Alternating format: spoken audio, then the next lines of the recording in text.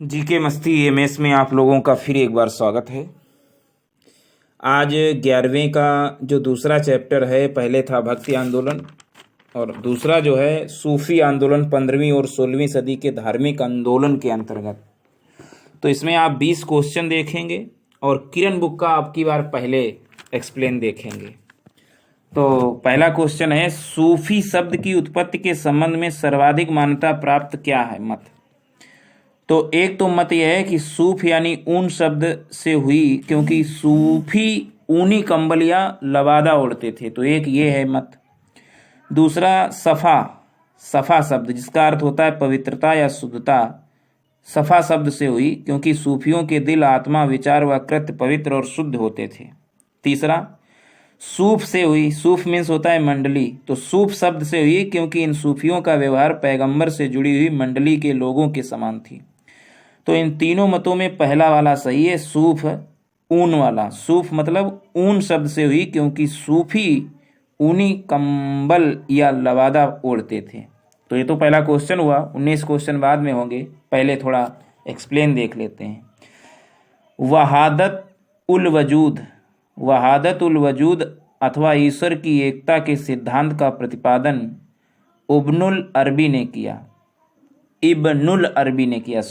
वहादत उल वजूद अर्थात ईश्वर की एकता के सिद्धांत का प्रतिपादन इब्नुल अरबी ने किया।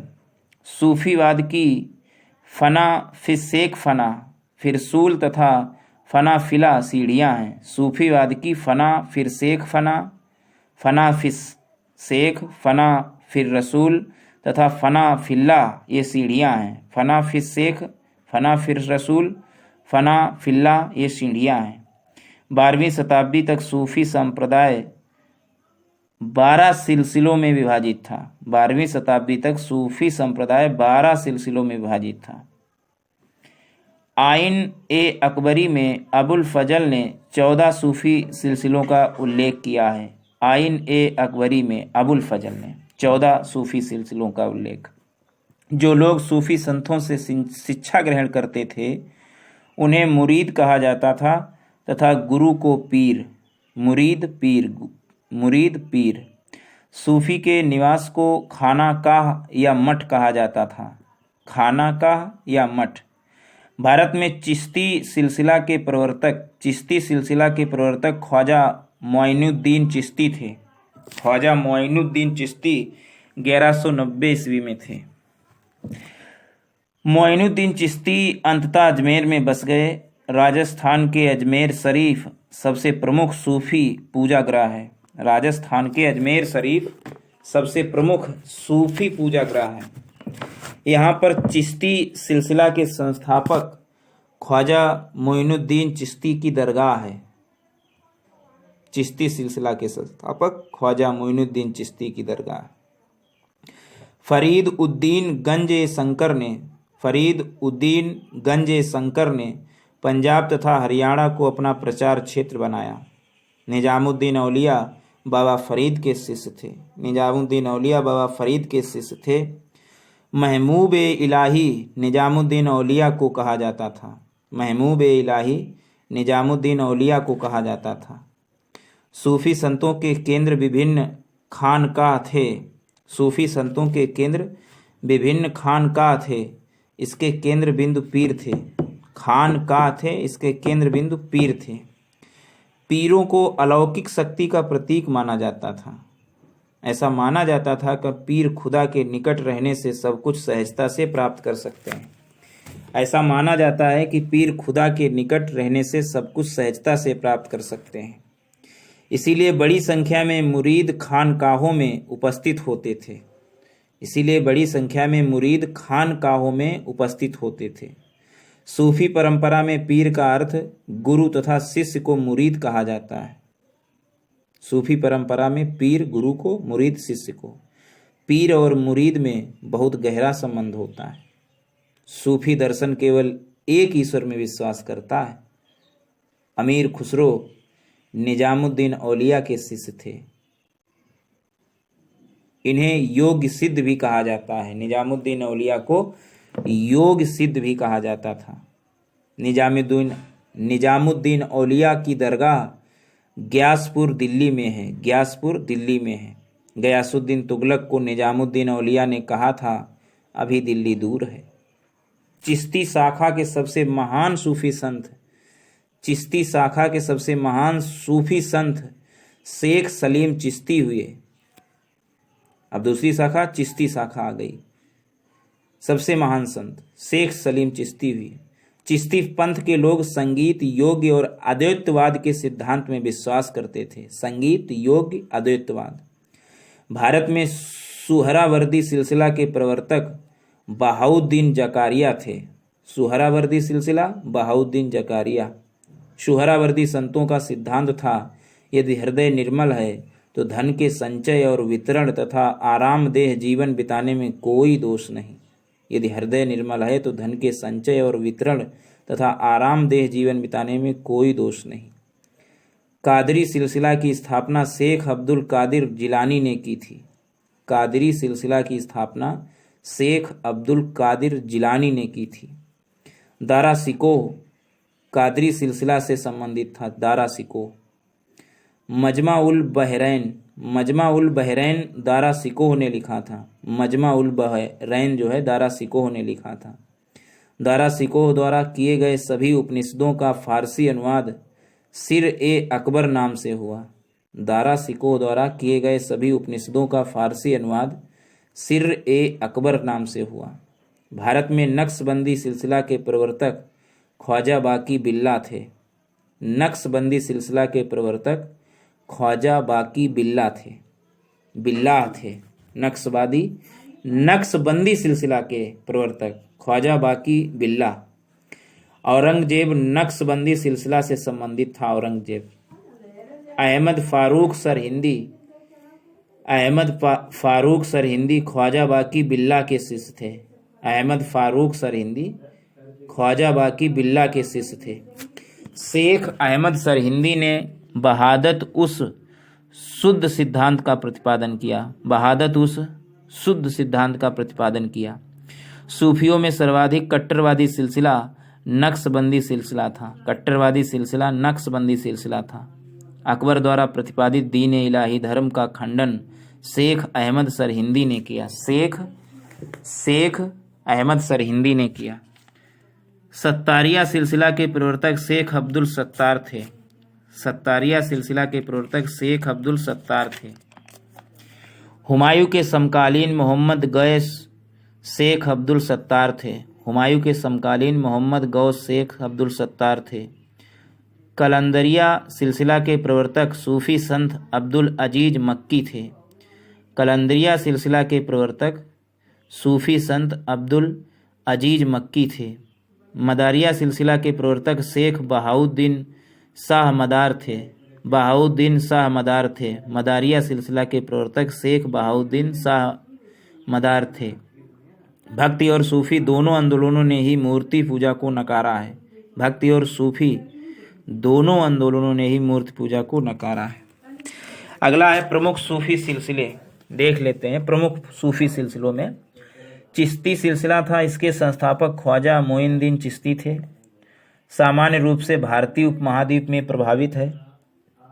सुहरावर्दी जो सिलसिला था इसके संस्थापक हजरत बहाउद्दीन जकारिया थे, जिसका प्रभाव क्षेत्र उच्च सिंध एवं मुल्तान में है। उच्च सिंध एवं मुल्तान में है।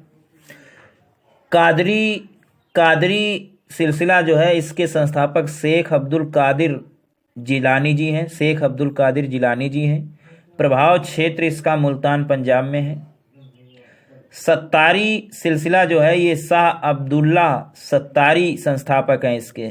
सत्तारी सिलसिला शाह अब्दुल सत्तारी। प्रभाव क्षेत्र मध्य एवं पूर्वी भारत। अगला है नक्शबंदी सिलसिला जिसके संस्थापक ख्वाजा बाकी बिल्ला। ख्वाजा बाकी बिल्ला। इसका प्रभाव क्षेत्र पंजाब एवं दिल्ली में है। फिरदौसी सिलसिला इसके संस्थापक शेख बदरुद्दीन हैं, जिसका प्रभाव क्षेत्र बिहार है। कुब्रविया जो है सिलसिला इसके संस्थापक मीर सैयद अली हमदानी हैं। मीर सैयद अली हमदानी हैं।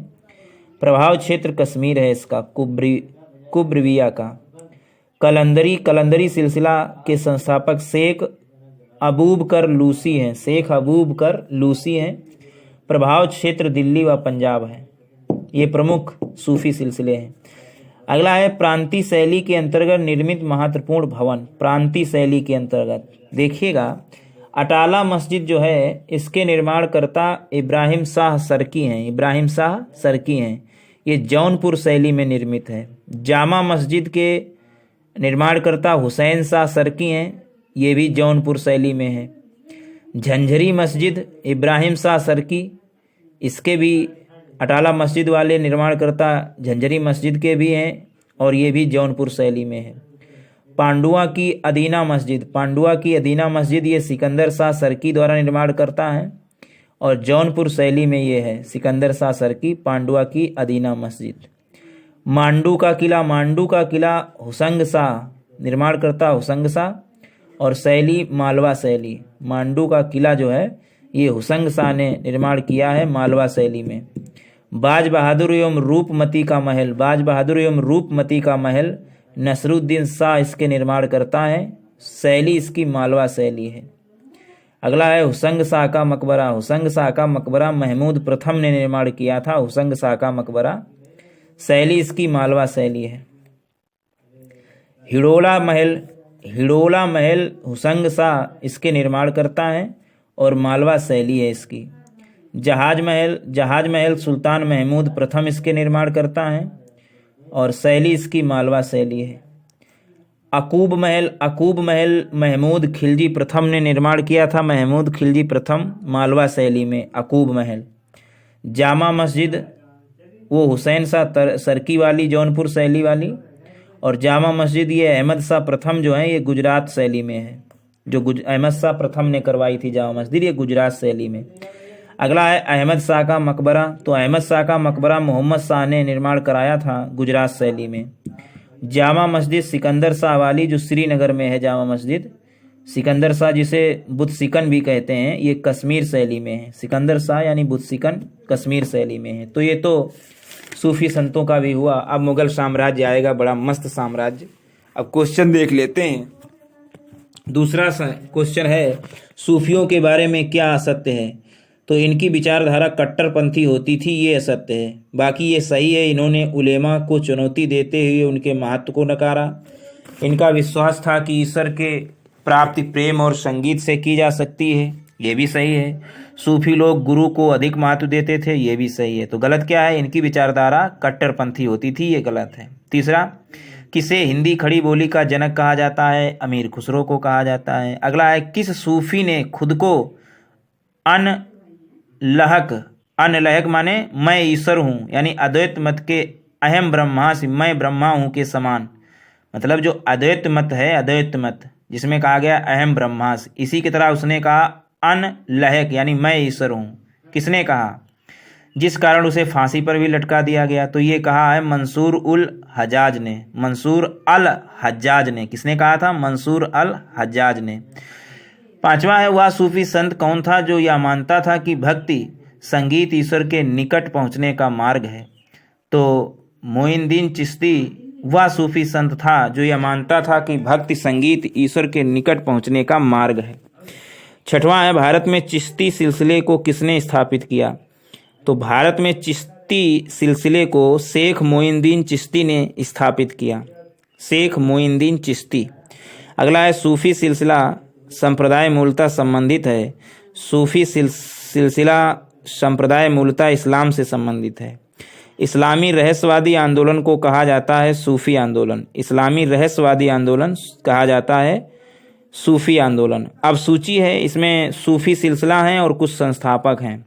जैसे सुहरावर्दी जो है संस्थापक, इसके कौन हमने बताया था? सुहरावर्दी के हजरत बहाउद्दीन जकारिया, बहाउद्दीन जकारिया। फिरदौसी के हमने जिसका प्रभाव था उच्च यानी सिंध और मुल्तान में। अगला है फिरदौसी, फिरदौसी के शेख बदरुद्दीन हैं, बदरुद्दीन समरकंदी। इसका जो है फिरदौसी का बिहार में इसका प्रभाव क्षेत्र है। कादरी, कादरी के हैं शेख अब्दुल कादिर जिलानी, शेख अब्दुल कादर गिलानी या मोहम्मद गौस गिलानी भी कहते हैं कादरी को, है ना। मुल्तान और पंजाब में इसका प्रभाव है। नक्शबंदी, नक्शबंदी ख्वाजा बाकी बिल्ला पंजाब एवं दिल्ली में इसका प्रभाव क्षेत्र है। 10वां है भारत में किस सूफी सिलसिले को सर्वाधिक लोकप्रियता मिली?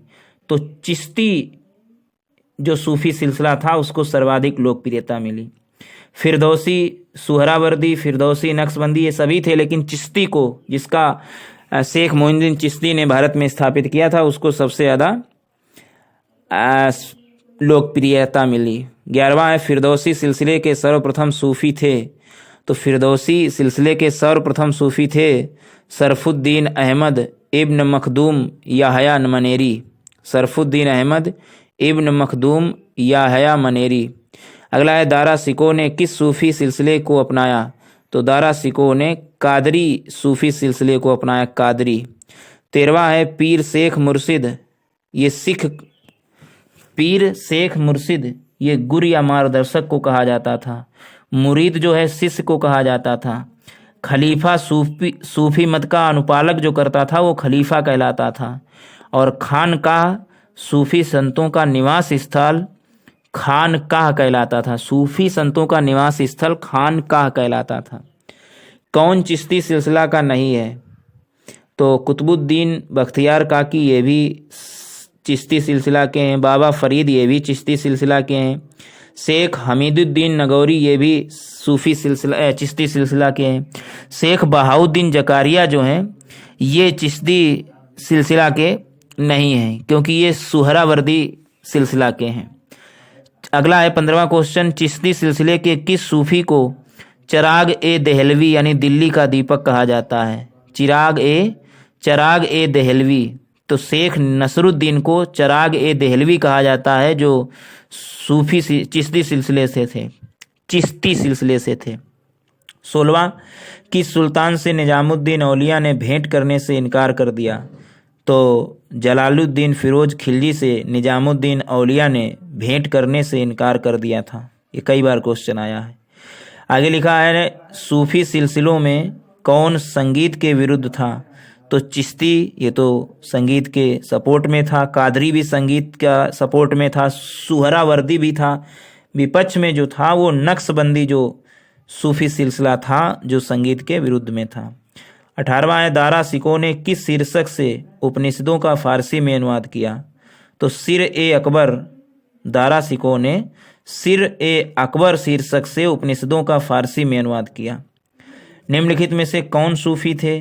तो निजामुद्दीन औलिया और मोइनुद्दीन चिश्ती ये जो थे सूफी थे। रहीम और रसखान सूफी नहीं थे। 20वां और आज का अंतिम क्वेश्चन, सूफिया कलाम जो एक प्रकार का भक्ति संगीत है क्या विशेषता है? तो सूफिया कलाम जो एक प्रकार का भक्ति संगीत है ये कश्मीर की विशेषता है। क्या विशेषता है? कश्मीर की विशेषता है सूफिया कलाम। तो इस तरीके से किरण बुक से